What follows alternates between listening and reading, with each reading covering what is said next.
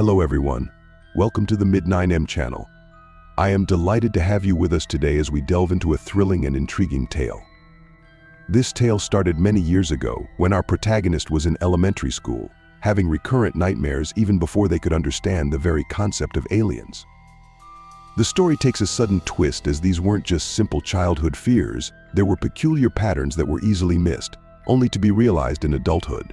If this piqued your curiosity, go ahead and hit that subscribe button, give us a like, and share it with your friends. Support us in unveiling more such engrossing stories. For now, grab your popcorn and brace yourself as we plunge into the depths of this hair-raising story. When I was in elementary school, I can't specifically remember when, I somehow developed nightmares. I dreamt often that I was abducted by aliens, and that was often enough to terrify me. Their simple appearance and seemingly frightful desire to take me from my family. Now that I'm a full-grown adult, however, I realized there were two very strange patterns around this that I overlooked as a child. Things only the insightful mind of an adult would have thought to look at, and the terrified whims of a restless child could easily ignore. The first was frightening to realize and perplexes me to this day. Dealing with the fact that I had in fact never known about aliens before I started having the nightmares. I hadn't even seen E.T. yet, which was obviously a bit strange for my age, but it was the truth. We didn't even own the movie at the time.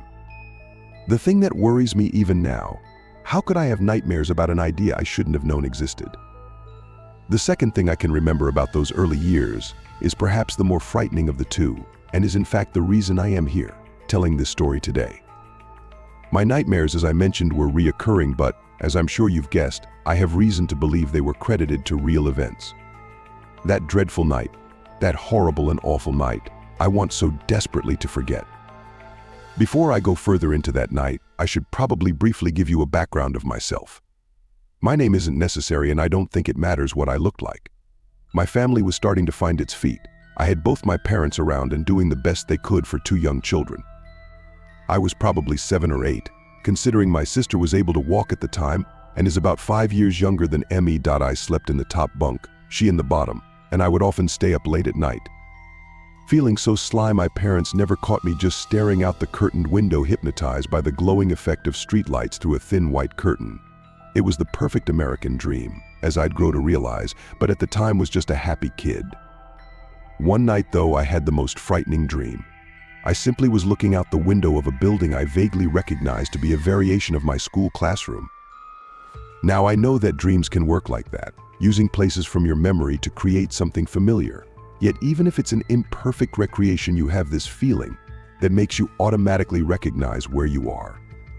For whatever strange reason, it was night, and everyone was in class like normal, lights on so as to ward off the eerie night vibe of it all. That said, things escalated quickly. Rather, I was dropped into the dream during the escalation. I was running to the window, as was everyone else, almost immediately after the power went out and an intense glow began emitting from outside that could not have been regular school lights. In my dream, a large spin-top-shaped flying saucer had landed in the courtyard of our school. I turned, looking slightly to my left out the window, and although it was just a dream, that sight traumatized me all the same. I watched my dad carrying my little sister, as I mentioned, barely able to walk, as he had no doubt come to pick me up from an after-school daycare service. I mentioned earlier it was some dream nonsense class taking place at night, but I remember now it was that after-school program. He saw the saucer, and although I know I witnessed it happen, I can't remember the details of how it happened and can only recall this happening because I feel it like a sixth sense, or perhaps just a repressed memory. I only remember the overwhelming feeling of grief as I watched the doors on the alien shuttle open, and several little gray men kill my father as he desperately tried to defend my sister. I can't remember what happened to her. I've always assumed she was taken aboard the ship, but I suppose I don't want to know if that isn't true. I must have screamed in my agony, because the aliens turned to look specifically at me through the window. At least I think that's why. Come to think of it, I guess not because they burst into the room and once more specifically came for me.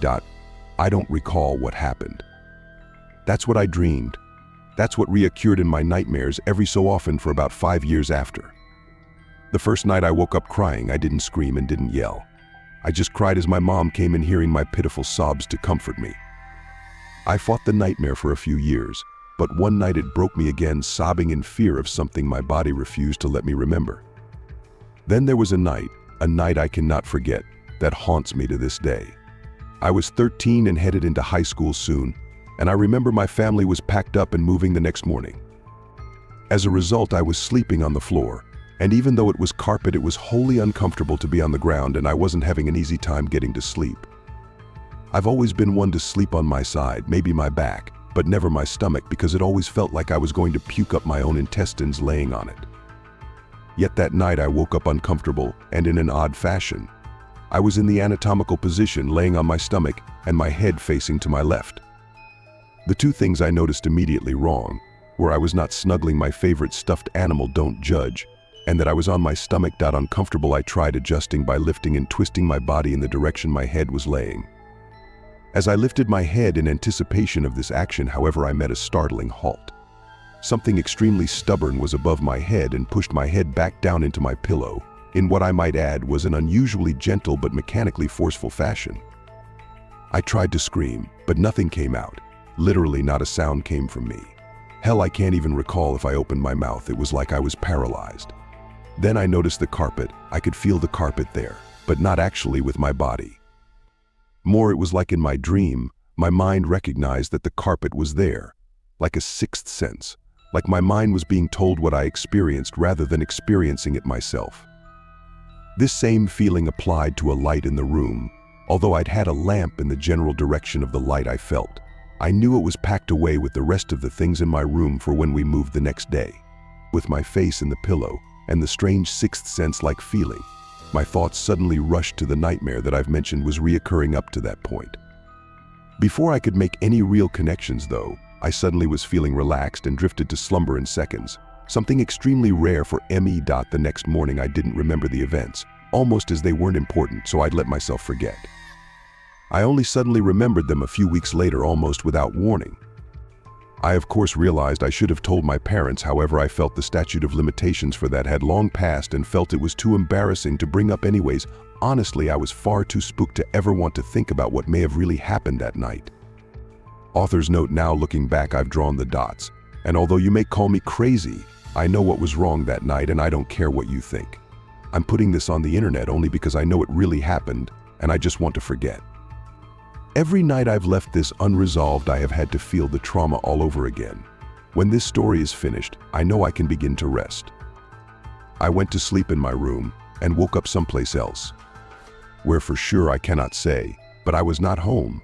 Whoever took me, unintentionally, made that clear by trying to make me believe I was still home on the simulated carpet floor, making me believe that the light it was working on me with was my own lamp.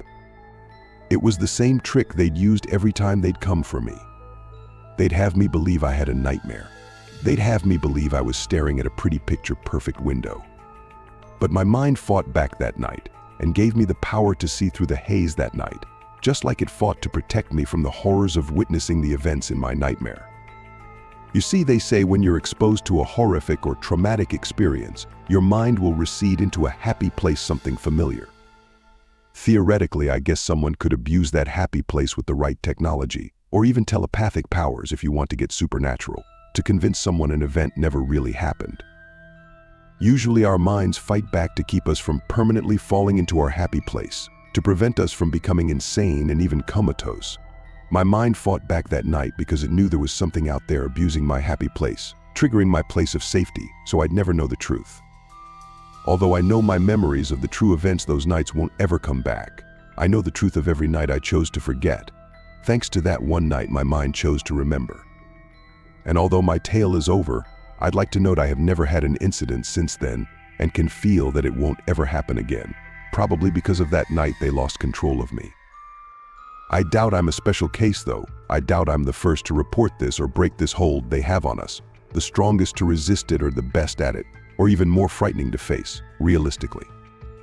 I doubt I'm the last. So the next time you swear to God that the last dream you had was too familiar or too real, you may want to prepare yourself, because the truth is out there, and every time I think about it I get this feeling that I don't want to remember it.